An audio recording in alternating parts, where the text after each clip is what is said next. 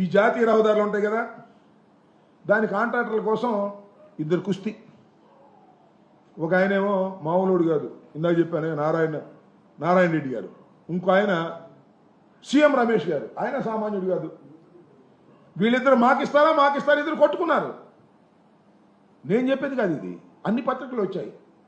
ఇద్దరు కొట్టుకునేటటువంటి పరిస్థితికి వచ్చారంటే ఎక్కడికి పోతుంది రాష్ట్రం? ఏమి అభివృద్ధి చెందుతుంది?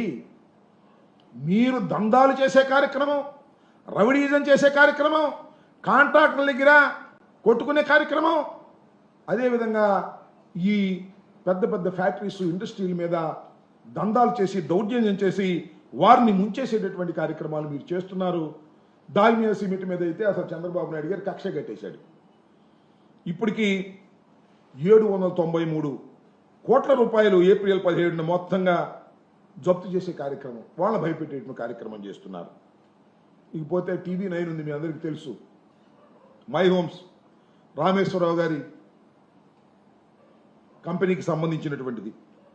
దాన్ని TV9నో లేకపోతే దాన్ని లొంగ తీసుకోవాలనే ఉద్దేశంతో వారి గనుల్లో నుంచి, వారికి సంబంధించిన సిమెంట్ గనుల్లో నుంచి ఈ ఉత్పత్తులు ఆగిపోవాలి, ఈ ముడి సరుకు తీసుకునే దానికి వీలు లేకోకుండా వారిని బెదిరించేటటువంటి కార్యక్రమాలు, ఈ విధంగా అనేక రకాలుగా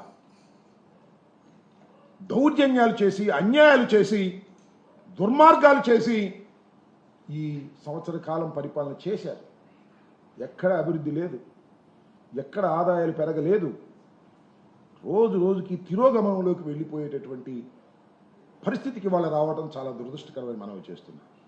చంద్రబాబు నాయుడు గారు ఏదో నేను అద్భుతమైనటువంటి సంపద సృష్టిస్తాను, ప్రజల జీవన ప్రమాణాలు పెంచుతాను, ఇండస్ట్రీస్ తీసుకొస్తాను, జగన్మోహన్ రెడ్డి అలా చేశాడు ఇలా చేశాడు అని మాయమాటలు చెప్పి అధికారంలోకి వస్తే ఇవాళ రాష్ట్ర ప్రజానీకం తల పట్టుకుని బాధపడుతున్నారు. 5 సంవత్సరాల పాటు అద్భుతమైన పరిపాలన ఇచ్చినటువంటి జగన్మోహన్ రెడ్డిని కాదని ఒక దుర్మార్గమైనటువంటి పరిపాలన, దౌర్జన్యాలతో కూడినటువంటి పరిపాలన, అబద్ధాలతో కూడినటువంటి పరిపాలన ఇవాళ సంవత్సరంలో తేలిపోయింది.